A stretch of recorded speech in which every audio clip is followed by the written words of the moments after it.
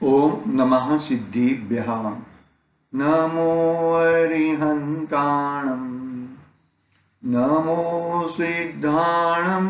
नमो आयर्याणं। नमो वज्रायाणं। नमो लोये सौसाहुणम्। मंगलमय मंगलकरं वीतराग विज्ञान। नमो ताहि जाते भये अरिहंतादि महान।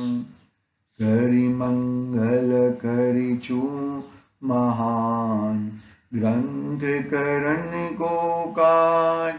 जाते मिले समाज सब पामे निज पद राम। पामे निज पद राम। मिथ्या भाव से जो प्रगटे निजवा। सो जयवंत रहो सदा यही मोक्ष उपाय। चेतिले चेतन चेत्या विना किम चालसी।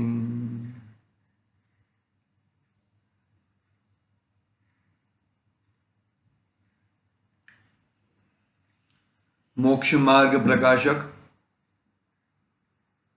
आचार्य कल्प पंडित प्रवर टोडरमल साहब द्वारा रचित ये मोक्ष मार्ग प्रकाशक अपने सामने विराजमान है। दूसरा अधिकार में नवीन कर्म को बंध कैसे होता है वो प्रकरण अपना चल रहा है, बहुत दिनों से चल रहा है। नवीन कर्म बंधना न बांधना खुद की स्वतंत्रता है। नवीन कर्म बांधता है तो उसमें खुद की ही गड़बड़ी है, और बंधता नहीं है तो खुद की गड़बड़ी नहीं है। इस तरह की बातें उसमें हैं, बहुत सुंदर सुंदर बातें दी हैं। नवीन बंध का जोड़ना, देखो नवीन बंध है वो चार प्रकार के कहें, थोड़ा 2-5 मिनट ले लेते हैं रिवीजन। कौन से? प्रकृति बंध, प्रदेश बंध, स्थिति बंध और अनुभाग बंध। और ये बंधने का कारण भी दो है। कार्य कारण बहुत अच्छी तरह से समझना चाहिए हमें। कार्य कारण हमें समझ में आ गया ना तो हमारा कार्य हो सकता है। निमित्त नैमित्तिक को कर्ता कर्म में मत डाल दो। निमित्त नैमित्तिक को निमित्त यानी कि परद्रव्य, और वो निमित्त के आधार से मुझे नैमित्तिक होना है, मुझे नैमित्तिक खड़ा करना है, वो जरूरी नहीं है। मैं मेरे स्वभाव में रह सकूं वो एक व्यवस्था है। और शुभोपयोग है, शुभोपयोग रूप व्यवस्था भी है, और अशुभोपयोग को तो बिल्कुल छोड़ना है। तो क्या बात चल रही है अपनी भैया कि नवीन बंध जो हो रहा है वो चार प्रकार के बंध गए। प्रकृति और प्रदेश बंध तो योग के माध्यम से होता है, और स्थिति और अनुभाग कषाय के माध्यम से होता है। योग के माध्यम से बंधे हुए बंध में कोई ताकत नहीं रहती। प्रकृति और प्रदेश में, अकेले प्रकृति और प्रदेश में कोई ताकत नहीं रहती। और यदि जब कषाय मिश्रित होती हैं तब जाके स्थिति और अनुभाग बंद होता है।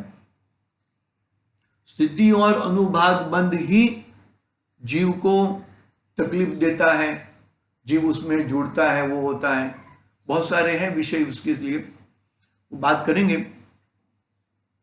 इसमें ये एक मुख्य बात बताई पंडित जी ने कि आयु आयु 3 आयु है ना, तिर्यंच आयु, देव आयु और मनुष्य आयु।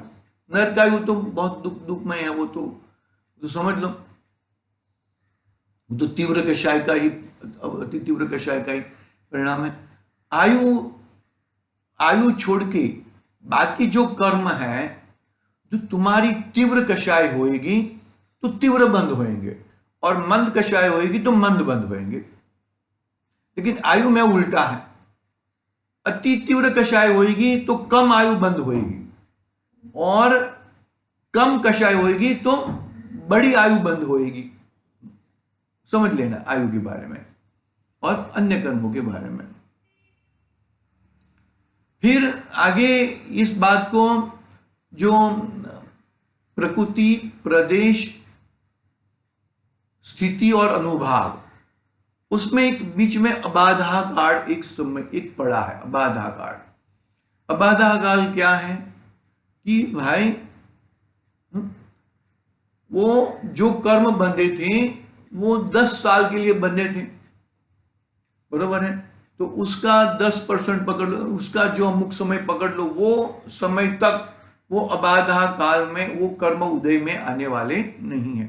यहाँ पे अबाधा काल का प्रकरण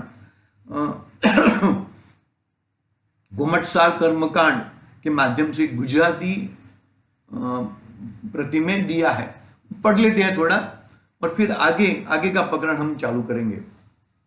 अबाधा काल, देखो एक चीज याद रखना, मानो कि एक कर्म बांधा है, तो कर्म बांधा है उसकी उत्कृष्ट स्थिति और जघन्य परिस्थिति, और अनुभाग, उसका उत्कृष्ट अनुभाग और जघन्य अनुभाग, वो परिस्थितियां है।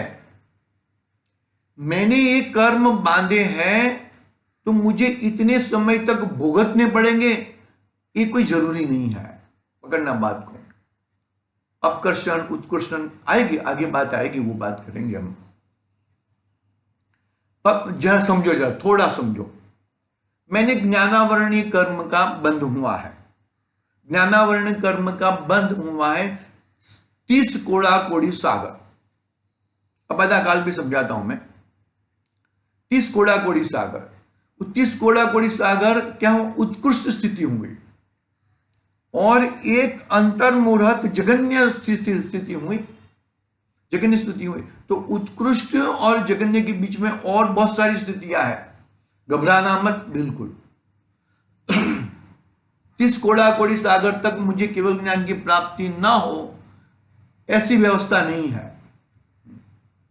निकाचित और वो जो कर्म है, वो कर्म ही भुगतने पड़ते हैं, बाकी कर्म की अपकर्षण और उत्कर्षण होते रहते हैं। मानोगे मोहनीय कर्म है, मोहनीय कर्म का उत्कृष्ट स्थिति कितनी है, 70 कोड़ा कोड़ी सागर, करोड़ गुणा करोड़ सागर। तो कितनी हुई स्थिति मोहनीय कर्म की, 70 कोड़ा कोड़ी सागर। और जघन्य स्थिति कितनी हुई, एक अंतर्मुहूर्त। एक अंतर्मुहूर्त में तुम मोहनीय कर्म को भगा सकते हो। ऐसी ताकत किस में है कि ऐसी ताकत तेरा ज्ञान स्वभावी आत्मा में है। पकड़ना बात को जरा। मुझे एक कर्म मैंने बांधे, कर्म इतने बलवान नहीं है मेरे ज्ञान स्वभावी आत्मा से कि मैंने इतने कर्म बांधे हैं तो मुझे इतने कर्म मुझे भुगत नहीं पड़ेंगे, ऐसी व्यवस्था नहीं है। और अबाधा काल क्या होता है, अबाधा काल, अभी स्थिति की बात की ना हमने, अबाधा काल क्या होता है कि स्थिति में अबाधा काल लगता है। अबाधा काल यानी कि अनुभाग का अबाधा काल। देखो ज्ञानावरणीय का अबाधा काल 30 कोड़ा कोड़ी सागर है ना, तो उसका 3000 वर्ष तक अबाधा काल, वो जो आज ज्ञानावरणीय कर्म की स्थिति बांधी है, बरोबर 30 कोड़ा कोड़ी सागर, तो ये ज्ञानावरण कर्म 3000 साल तक तो मुझे फल नहीं देंगे, 3000 साल के बाद में फल देंगे वो। पकड़ना बात को अच्छी तरह, जरा बहुत ही गहन और जटिल विषय है। 3000 साल तक वो मुझे फल देने वाले नहीं है, बरोबर। उत्कृष्ट अबाधा काल, और जगन्य बाधा काल, जगन्य बाधा काल क्या है कि आयु कर्म के अलावा साते कर्मों की जगन्य अबाधा काल पोत पोतानी जगन्य अपनी अपनी जगन्य स्थिति जगन्य स्थिति से असंख्यात गुणी अल्प होती है, असंख्यात गुणी अल्प होती है अबाधा काल फल देने की। देखो गुरुदेव श्री ने उसके बारे में ऐसा बात बताई, फल देने की बात है, अबाधा काल यानी कि अनुभाग का अबाधा काल, फल देने की शक्ति। तो फल क्रोध किया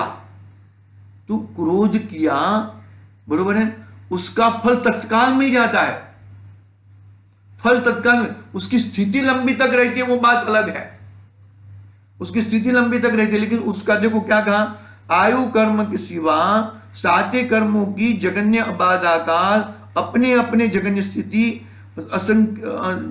स्थिति से संख्यात गुणी अल्प होती है, छोटी होती है, कम होती है,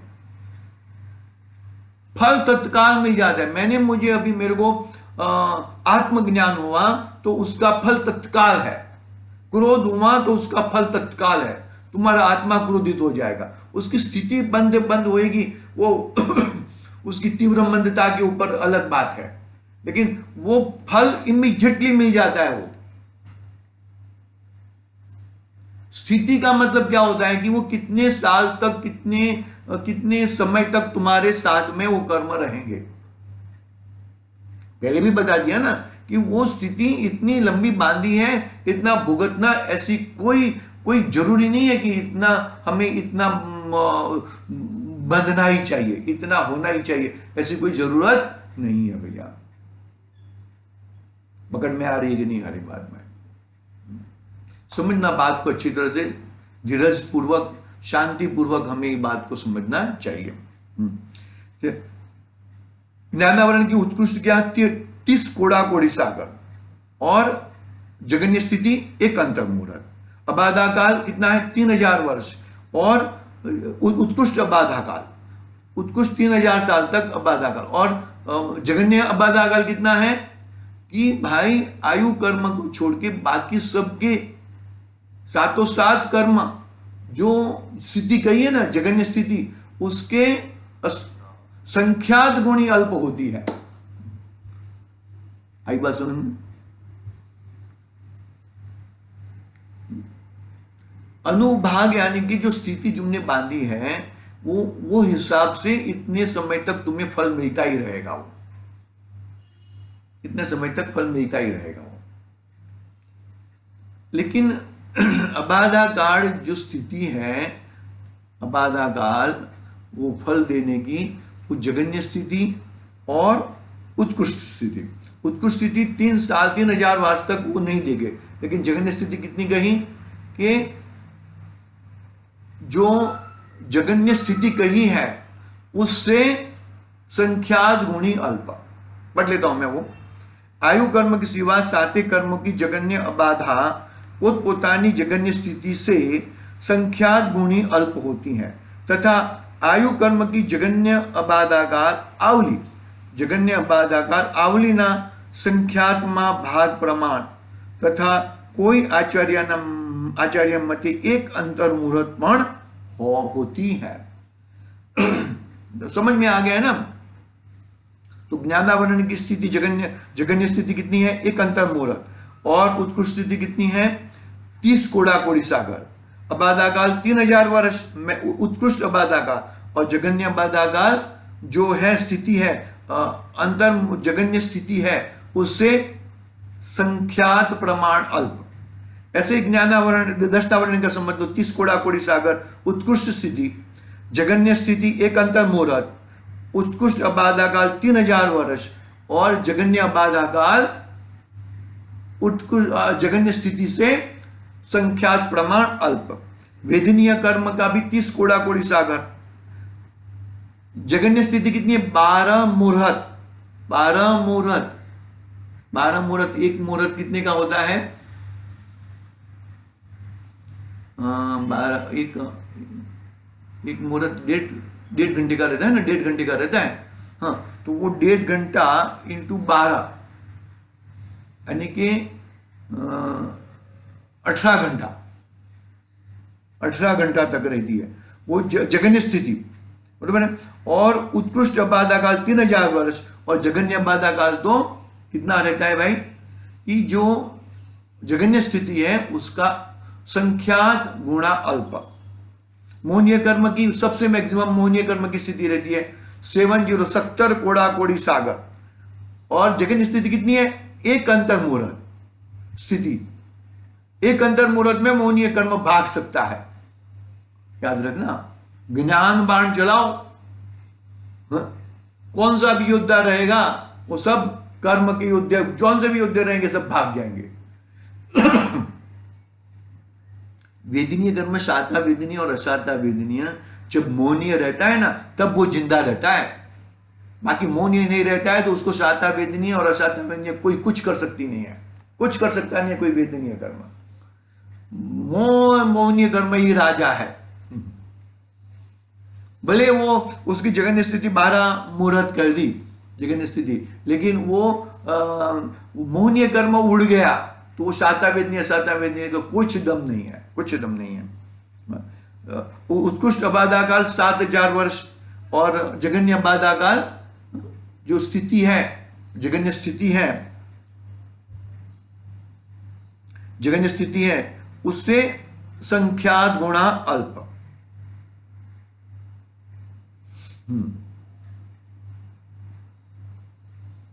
आयु 33 सागर मैक्सिमम, कहां पे सर्वात सिद्धि में 33 सागर का आयुष्य, और 7वीं नरक का आयु 33 सागर है, तो वो और उसकी स्थिति जघन्य स्थिति एक अंतर मुहूर्त, और उत्कृष्ट अबाधा काल पूर्व कोटि वर्ष त्रिभाग, पूर्व कोटि वर्ष त्रिभाग मतलब क्या हुआ, पूर्व जो मनुष्य गति का जीव की उत्कृष्ट आयु है पूर्व कोटि, मानोगे 84 लाख पूर्व आयुष किसकी थी, राजा ऋषभ देव की, यानी कि आदिनाथ भगवान की, जीव की, आदिनाथ भगवान की, और सिमंदर स्वामी की 1 कोटि पूर्व,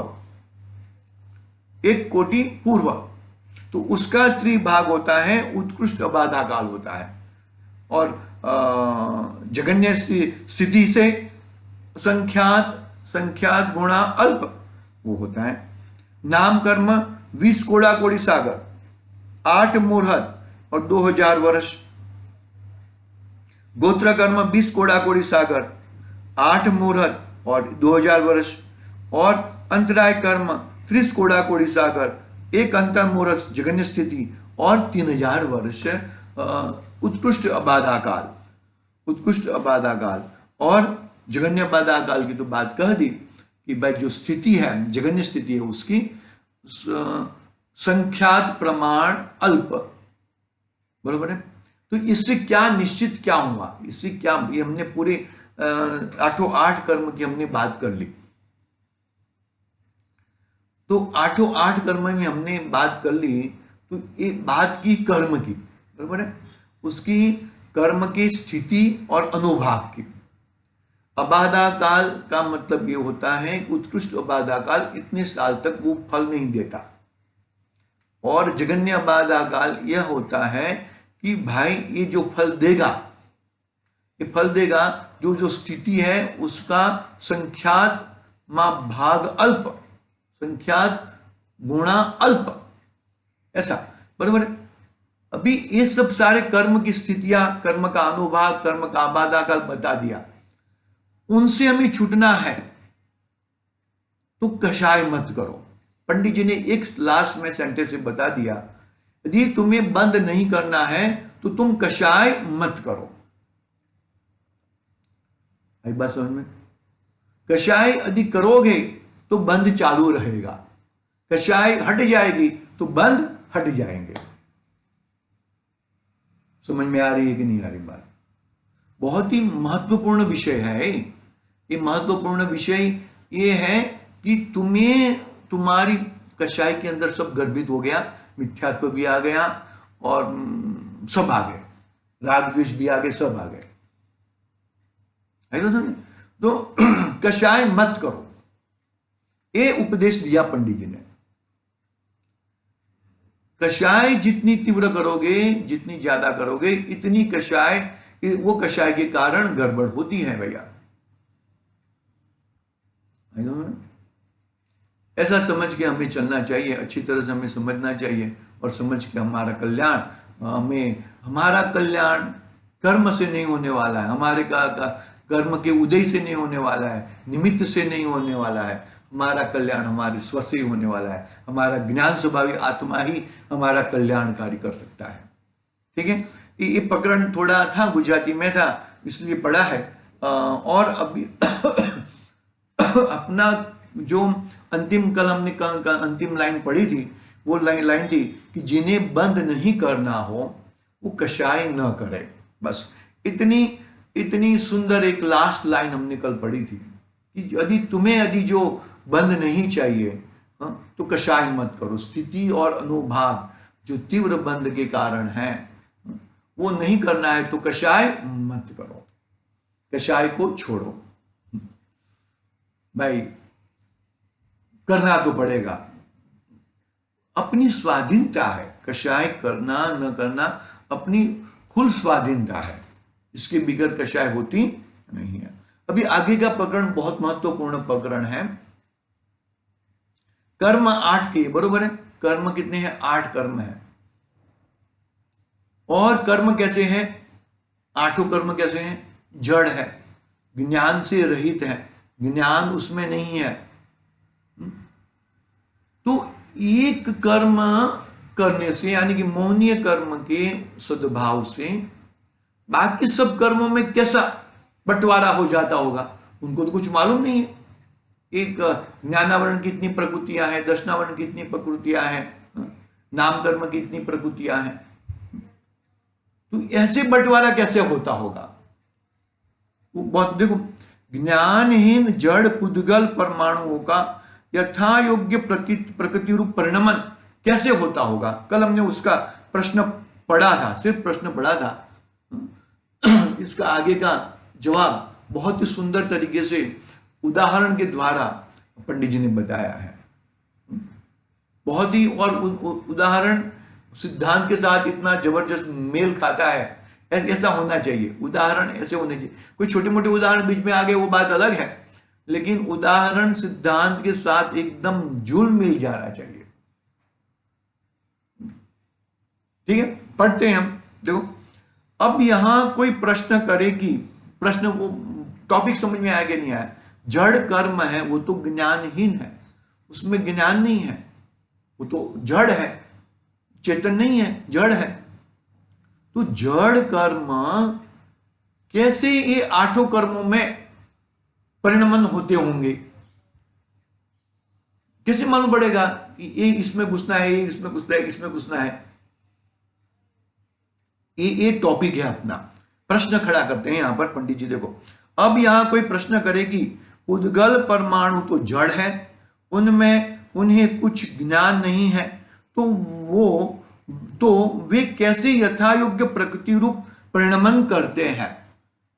पकड़ में आई कि नहीं आई बात? उन्हें कुछ ज्ञान नहीं है कि किन्हें ज्ञान नहीं है? जड़ कर्मों में कुछ भी ज्ञान नहीं है, तो वे कैसे यथा योग्य प्रकृति रूप होकर परिणमन करते हैं? वो कैसे करते हैं योग्य? किस प्रकार से, किस विधि से, किस तरह से वो प्रकृति रूप परिणमन होते हैं? महत्वपूर्ण प्रश्न है।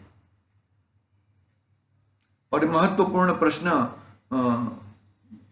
उसके उदाहरण भी महत्वपूर्ण जबरदस्त उदाहरण दिया पंडित जी साहब ने। देखो, पढ़ते हैं। जैसे कि देखो, जैसे भूख होने पर मुख द्वारा ग्रहण किया हुआ भोजन रूप उद्गल पिंड, क्या कहा? भूख होने पर, भूख लगी है, बरोबर है, भूख लगी है, जठराग्नि, जठराग्नि में भूख लगी है, तो जठराग्नि खड़ी हुई है, समझ लो। जैसे भूख होने पर मुख द्वार पर ग्रहण किया, यहां से मुख द्वार पर हमने भूख यहाँ पे लगी है, और जठराग्नि में हमने यहाँ पर मुख द्वार पर ग्रहण किया हुआ भोजन रूप उद्गल पिंड मांस, शुक्र, शोणित आदि धातु रूप परिणमित होता है। एक हमने नवाला लिया और नवाला ऑटोमेटिक सब जगह पे परिवर्तन हो जाता है। मांस यानी कि चर्बी, और शुक्र यानी कि वीर्य जो है, और शोणित यानी कि रुधिर आदि जो भी है वो उसमें परिवर्तन हो जाते हैं। बहुत सारे हड्डी में चले जाते हैं, बाल में चले जाते हैं, कान में चले जाते हैं, पत्थर बन जाते हैं, कोई वो पत्थर है ना, स्टोन बन जाता है, ऐसे भी बन जाते हैं। किडनी स्टोन कहां से आता है? तो खुराक के माध्यम से ही आता है। तो ये सब हो जाते हैं। तो ये सब किसके कारण होते हैं, कैसे होते हैं? ये बात यहां पर पंडित जी ने ये उदाहरण दिया। उदाहरण में क्या दिया? जैसे भूख होने पर मुख द्वार द्वारा ग्रहण किया हुआ भोजन रूप उद्गल पिंड मांस, शुक्र, शोणित आदि धातु रूप परिणमित होता है, तथा उस भोजन के परमाणुओं में यथायोग्य किसी धातु रूप थोड़े, किसी धातु रूप बहुत परिणाम होते हैं, तथा उनमें कई परमाणुओं का संबंध बहुत काल तक रहता है, कईयों का थोड़ा काल तक रहता है, तथा इन परमाणुओं में कई तो अपने कार्य को उत्पन्न करके बहुत शक्ति रखते हैं, कहीं थोड़ी शक्ति रखते हैं। वहां ऐसा होने में कोई भोजन रूप उद्गल पिंड को ज्ञान तो नहीं है कि मैं इस प्रकार परिणमन करूं, और भी कोई परिणमन कराने वाला नहीं है कि ऐसा निमित्त नैमित्तिक भाव हो रहा है, उससे वैसे ही परिणमन पाया जाता है। ये उदाहरण हुआ।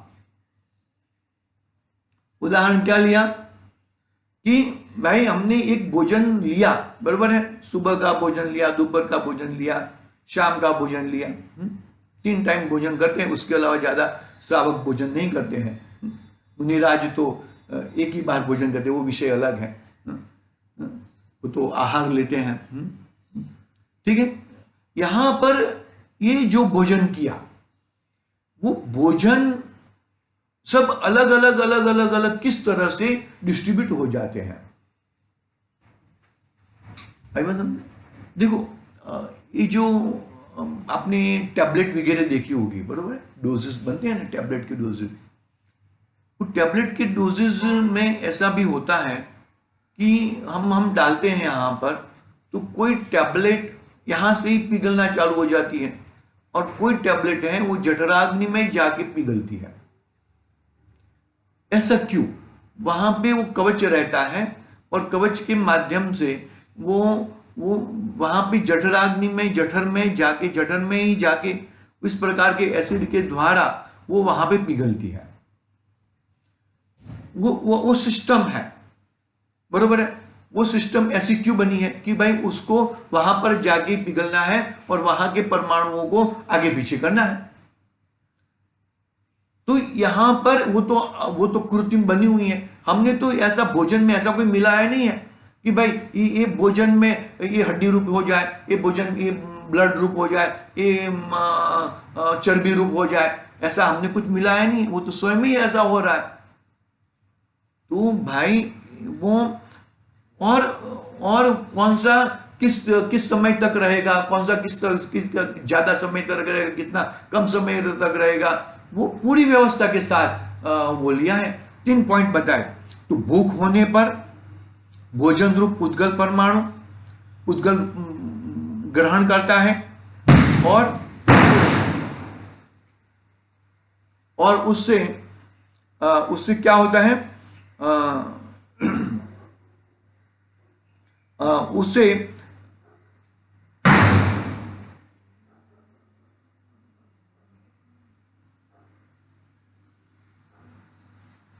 उससे क्या होता है, सुनो मेरी बात जरा, यहां पे ध्यान दो। हाँ, उस भोजन के परमाणु में यथायोग्य किसी धातु रूप बहुत परिणत, कोई थोड़े कोई ज्यादा, इस तरह अपना वो सब होते रहता है। तो किस तरह ऐसी व्यवस्था कौन, अंदर कोई करता है या कोई अंदर कोई बैठ के करता है, चलो भाई इधर जाओ, चलो भाई इधर जाओ, चलो भाई इधर जाओ, चलो भाई इधर जाओ, ऐसी व्यवस्था उस स्वयं ही वैसा है, स्वयं ही वैसा है। तो यहां पर 3 पॉइंट कहे ना, भूख की जगह पे कषाय लेना है, हाँ? और जो कषाय के माध्यम से हमने जो कर्म उदय में आए हैं, वो कर्म को उदय में हम जुड़ जाते हैं, और फिर वो कर्म कहाँ पर किस तरह अपनी अपनी ज्ञानावरण में चले जाते हैं, दर्शनावरण में चले जाते हैं, मोहनीय में चले जाते हैं, तो वो इस तरह की व्यवस्था है। तुम्हारा मेन कार्य है कषाय तुमने की, तो उस तरह का फलरूप होता है। इसके बाद हम थोड़ी आगे, अभी हमने सिर्फ उदाहरण पढ़ा है, दृष्टांत पढ़ा है, अभी सिद्धांत हम कल पढ़ेंगे। दृष्टांत में से सिद्धांत की ओर कैसे जाएंगे कल हम पढ़ेंगे। आज समय हो गया है, थोड़ा मंदिर जी भी जाना है। ओम नमः सिद्धि निज